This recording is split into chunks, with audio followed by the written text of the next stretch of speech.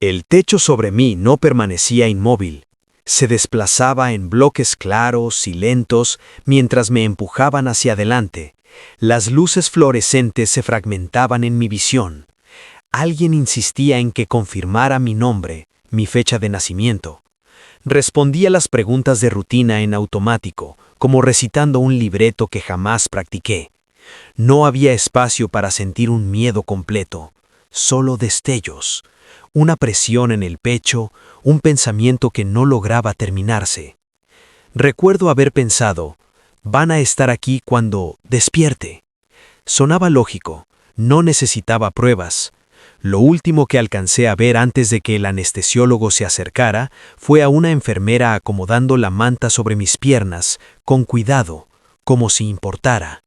Después, todo empezó a apagarse.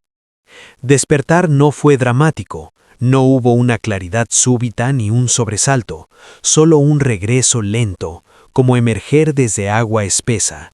La garganta se sentía extraña, mi cuerpo distante, como si fuera de alguien más, y yo solo lo habitara sin permiso.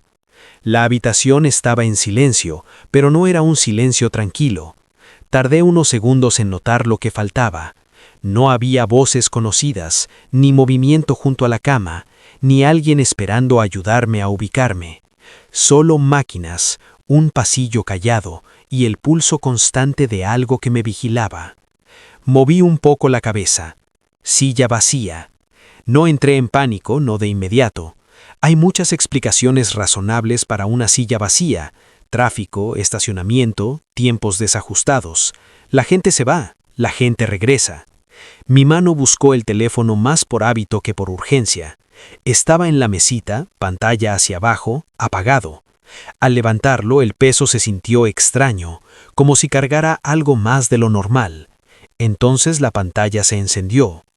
Llamadas perdidas, tantas que no cabían en una sola vista. Mensajes acumulados, uno sobre otro, las horas tan juntas que no podían distinguirse.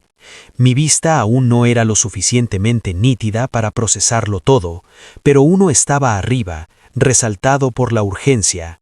De mi madre. Tenemos que hablar. Urgente.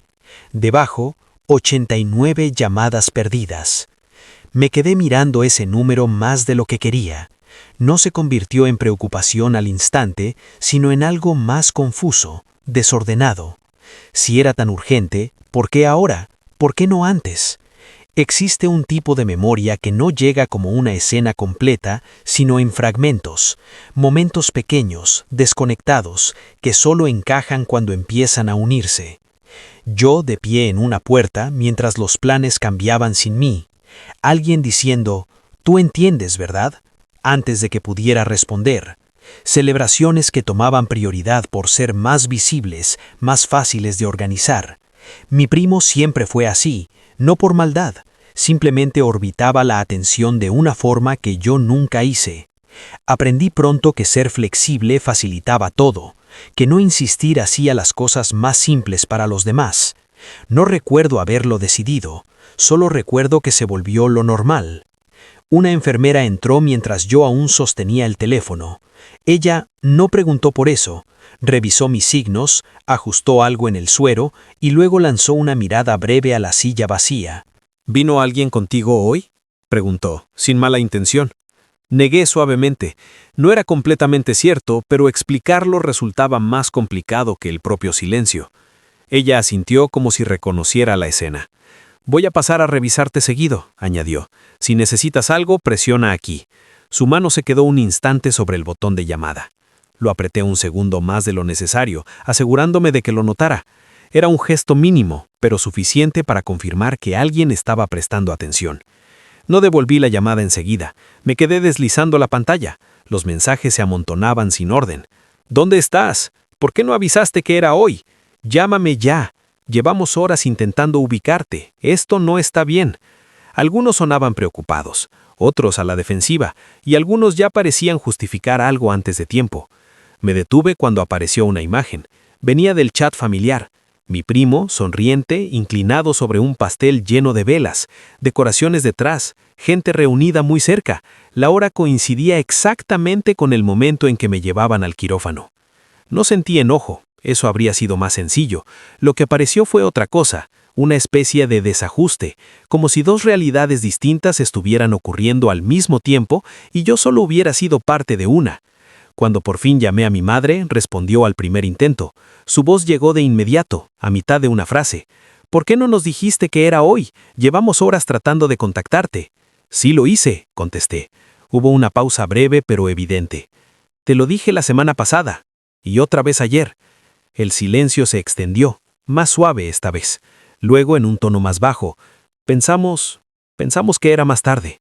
De fondo se escuchaban voces, movimiento, un ambiente que no tenía nada de hospital.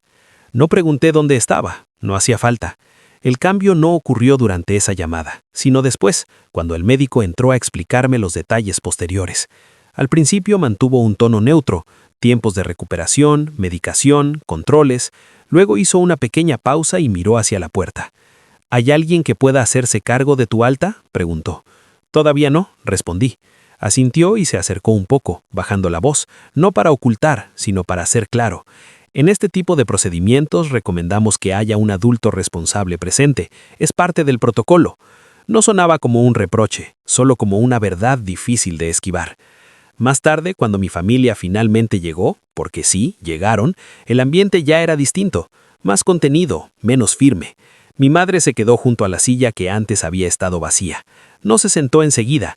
«No nos dimos cuenta», dijo. Le creí. Ese no era el punto. El problema era que lo entendieron demasiado tarde. No levanté la voz ni enumeré todo lo que recordaba. No era necesario. Algo ya se había movido por dentro, y no era algo que se arreglara con palabras. «Yo me encargo del alta», dije antes de que continuara. No era desafío, era decisión.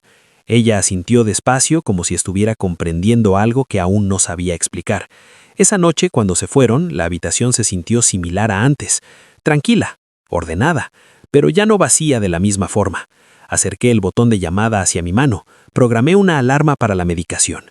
Abrí una nota en el teléfono y empecé a anotar instrucciones, preguntas, cosas por recordar, detalles pequeños, cosas manejables. El mensaje de mi madre seguía arriba. «Tenemos que hablar, urgente». Tal vez lo haríamos, o tal vez no. De cualquier manera, ya no pesaba igual que al principio. Entendí que la urgencia depende del momento en que llega. Volví a dejar el teléfono boca abajo, no para ignorarlo, sino para decidir cuándo responder.